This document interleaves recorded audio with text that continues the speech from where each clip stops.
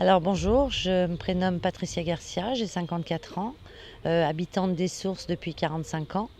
Donc je suis sur la liste Écully pour tous, deuxième élue après Maximin et Catino. Dans la vie, je travaille aux urgences dans une clinique. Euh, Sinon, j'ai eu plein de petits boulots en fait. J'ai été coiffeuse au départ. J'ai travaillé dans une grande enseigne de meubles, pour pas citer le nom.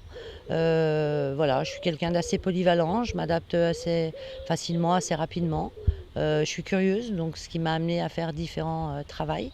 Voilà, et aujourd'hui, je suis contente d'être sur la liste d'Écully pour tous. C'était un projet qui était lointain et qui est devenu réalité en très peu de temps. Et j'habite aux Sources, donc 22 avenue des Sources, depuis 45 ans. Alors je me suis engagée dans cette liste parce que déjà, pour moi, cette liste, elle est humaine. Pourquoi elle est humaine? Parce qu'on a de la solidarité, on a du social. Ça, c'est quelque chose qui est très très important pour moi, car je fais des maraudes en ville. Là, pendant le confinement, j'ai arrêté par la force des choses, mais je faisais des maraudes à Bellecour.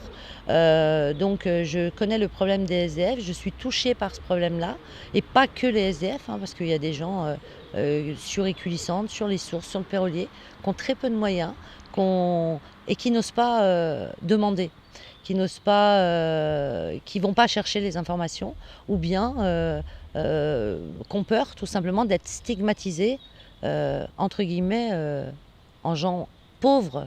Moi, je les appellerais pas comme ça. Je dirais plutôt que c'est des gens qui n'ont peut-être pas eu de la chance dans la vie, qui n'ont peut-être pas pu faire ce qu'ils avaient envie, que ce soit en projet, que ce soit en habitation, que ce soit en plein de choses. Et voilà pourquoi je suis sur la liste Écully pour tous, puisque c'est très important pour moi, la jeunesse, la solidarité, le social, c'est quelque chose qui me touche énormément. J'aime aider les gens. Alors ma priorité numéro une, je pense sur Écully en général, donc je précise bien Écully Centre, Écully les Sources, Écully le Pérolier, ce serait de concrétiser l'épicerie sociale, qui est d'ailleurs un des points dans notre liste, justement de mettre ça en place. Alors quand je dis épicerie sociale, c'est pas pour stigmatiser les gens. Moi, je veux pas que les gens ils se sentent mal à l'aise quand ils viennent acheter à manger.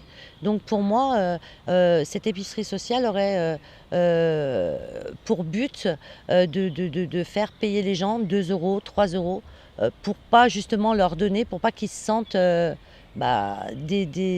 désorientés ou jugés ou stigmatisés. C'est pas le but. Le but, c'est de les aider. Et vraiment, si on arrive à la mairie, c'est une des choses que j'aimerais faire. Alors, pourquoi on voterait pour Écully pour tous? Eh ben, tout simplement, nous, depuis le départ, c'est-à-dire depuis notre premier prospectus, on a nos idées, des choses qu'on veut faire. Ce n'est pas des idées pour dire d'être élu, c'est-à-dire qu'on n'a pas on n'a pas mis ça sur un papier par hasard.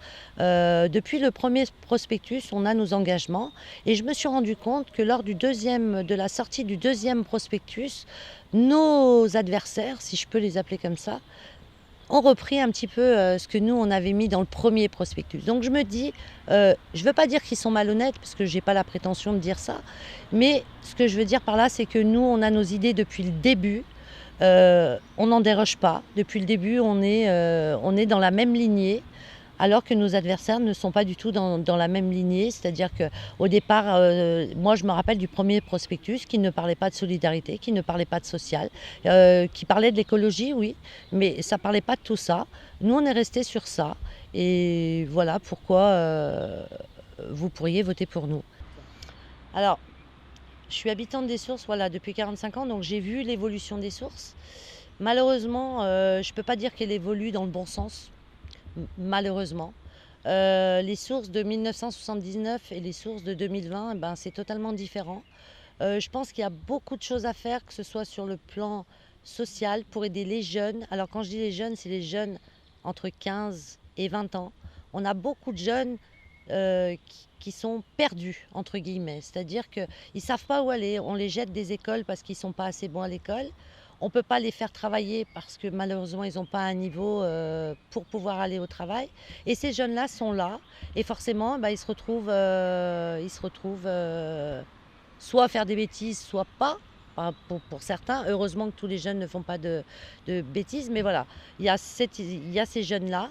Il y a aussi certains habitants des sources, hein, je dois le dire, au niveau écologie, au niveau enfin, vous venez aux sources aujourd'hui, vous trouvez malheureusement dans l'herbe des tonnes de détritus. Les gens ne font pas attention, ils jettent leurs trucs par la fenêtre, les encombrants. Enfin, je veux dire, ça c'est quelque chose qui se voit sur les sources depuis environ une dizaine d'années. Malheureusement, c'était pas comme ça avant, et je pense qu'il y a beaucoup de travail à faire dans ce quartier des sources. Alors peut-être mettre plus de jeunes, parce qu'on a des jeunes actuellement qui ramassent les papiers, qui font des petits travaux comme ça. Alors est-ce qu'il faudrait en mettre un peu plus justement pour que le quartier redevienne ce qu'il était avant? Moi, je serais aussi d'avis de remettre des gardiens dans les tours. Alors après, c'est pas de notre ressort, évidemment, c'est du ressort d'Aliade, mais on peut toujours soumettre cette idée parce que quand il y a un gardien, il y a forcément plus de discipline. Là aujourd'hui, pour moi, j'ai l'impression que le quartier des sources est laissé entre guillemets à l'abandon. Et je pense qu'il y a beaucoup de choses à changer là-bas.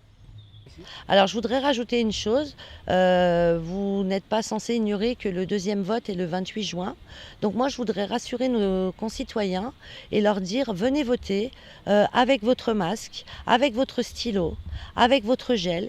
Si vous n'avez pas de gel, c'est pas grave. Dans les bureaux de vote, il y aura du gel. Mais n'ayez pas peur de venir voter.